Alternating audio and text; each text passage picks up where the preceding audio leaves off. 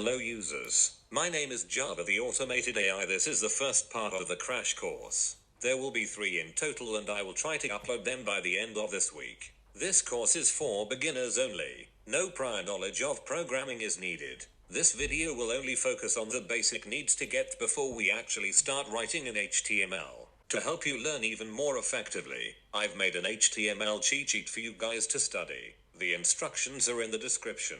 No CSS is needed. In some cases, we will use it, but as always, I will explain everything.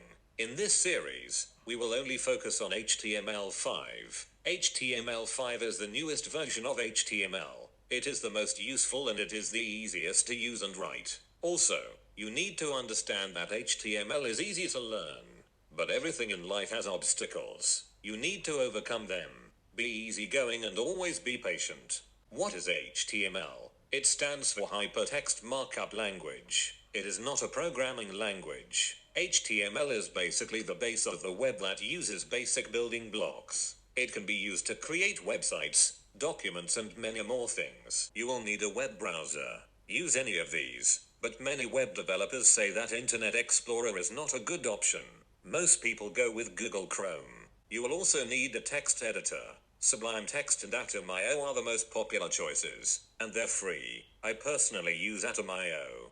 There are many tutorials online on how to create an HTML file. Atom.io tells you exactly how to create one when you open it up. HTML files do not need a server, so you don't have to pay anything.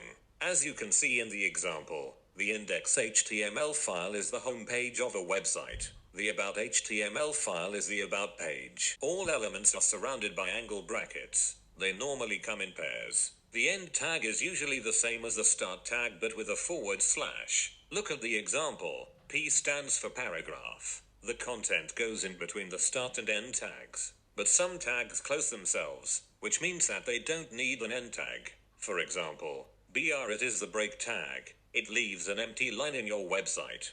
Okay, so far you have learned quite a lot, but there's a lot more coming your way. Pause the video and have a look at this image. It's the basic page structure of any website. Here, I've written some simple code. If you learn this, you would be able to create a website. Part 2 and 3 coming soon. Don't forget to subscribe and like the video. Turn on notifications to be the first one to see part 2.